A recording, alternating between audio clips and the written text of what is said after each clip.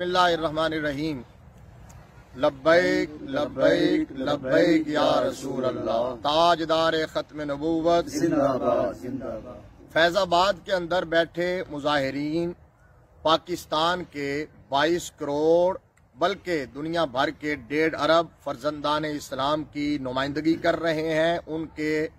جذبات کی عکاسی کر رہے ہیں، ان کی امنگوں کی ترجمانی کر رہے ہیں، کیونکہ اس وقت فرانس کے ساتھ سفارتی تعلقات کا انقطاع اور فرانس کی مصنوعات کا بائیکاٹ اور اس کا سرکاری سطح پر اعلان، یہ ہر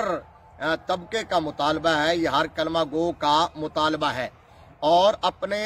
مطالبات کے لیے پرامن احتجاج یہ ہر شہری کا آئینی اور قانونی حق ہے، جو حق ہم استعمال کر رہے ہیں۔ اور پھر یہ بھی یاد رہے کہ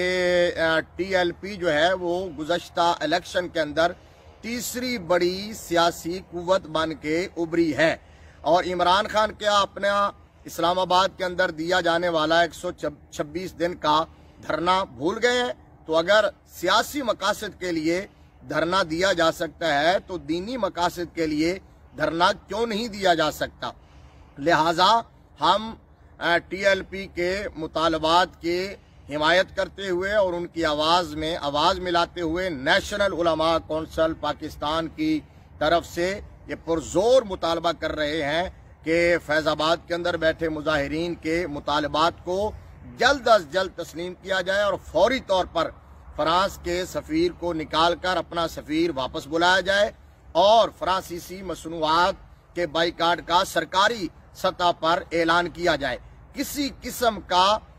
ریاستی جبر اور طاقت کا استعمال وہ ہرگز برداشت نہیں کیا جائے گا۔ پہلے بھی جو اوچھے ہتھ کنڈے استعمال کیے گئے ہیں، اس سے عوام الناس کے اندر، عامت المسلمین کے اندر اور عاشقان مصطفیٰ کے اندر بہت زیادہ اشتعال پایا جا رہا ہے، اور وہ یہ سوال کر رہے ہیں کہ کیا یہ ریاستی ادارے اور یہ حکومت یہ کشمیر کے ماؤں بہنوں بیٹیوں کی آواز کیوں نہیں سن رہی، ان کی حمایت میں کیوں نہیں طاقت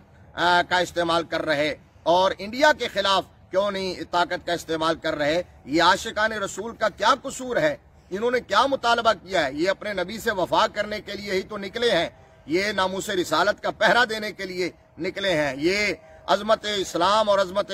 بانی اسلام صلی اللہ علیہ وسلم کے تحفظ کے لیے تو نکلے ہیں، اور ان کا بالکل جائز مطالبہ ہے، آئینی مطالبہ ہے اور قانونی مطالبہ ہے کہ فرانس کے ساتھ سفارتی تعلقات ختم کیے جائیں اور ان کی مصنوعات کے بائیکاٹ کا سرکاری سطح پر اعلان کیا جائے۔ ہم اس کے ساتھ ساتھ